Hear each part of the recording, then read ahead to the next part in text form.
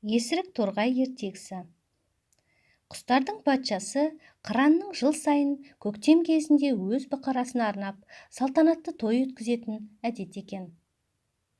Барлық құстарды тағы да көктемде өтетін той салтанатына шақыртады.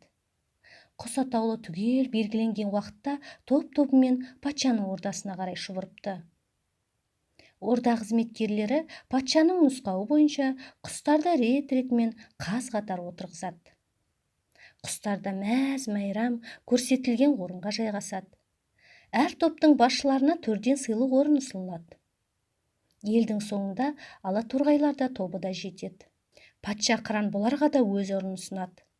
Содан кейін салтанатты мереке басталады. Ойын-сауық думаны қызған кезде торғайлар өз тегіне жататын біреудің босаға түбінде бүрісіп отырғанын көреді. Үстіне іліп алар лыпа жоқ қып-қызыл шақа. Көзі жыпылықтап жан-жағына жаутаңдай қарайды.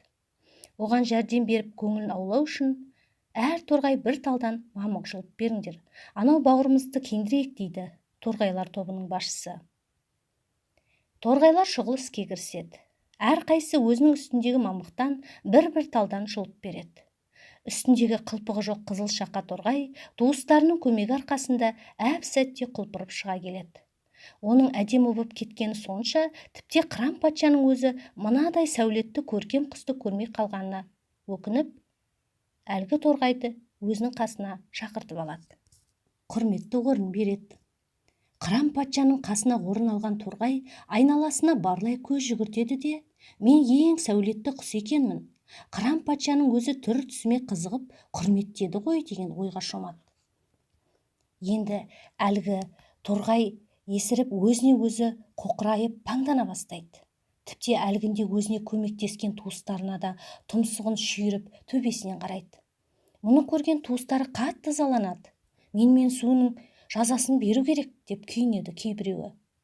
Тойда тоны сыпырып алғанымыз ұят болар, артын күтіңдер деп басу айтады байсалды кәрі торғайлар. Жас торғайлардың зығыры қайнаған сонша, той тарқайтын мезгілдің соңына дейін зорға шыдайды. Ел тарап, әлгі торғай оңаша қалған кезде топтанып тұрған торғайлар тарпа бас салады да, әлгінде өздері берген мамықтардың бәрін бірін қалдырмай қайтарып алады. Сән сәулетінен айырылған есірік торғай сүмірейіп, бұрынғысынша қызыл шақа күйіне қайта түсіпті.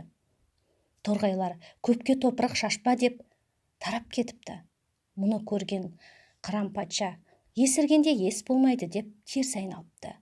Сөйтіп аяқ астынан лепіріп даңдайсыған есірік торғай тілін тістеп айдалада жалғыз қалыпты.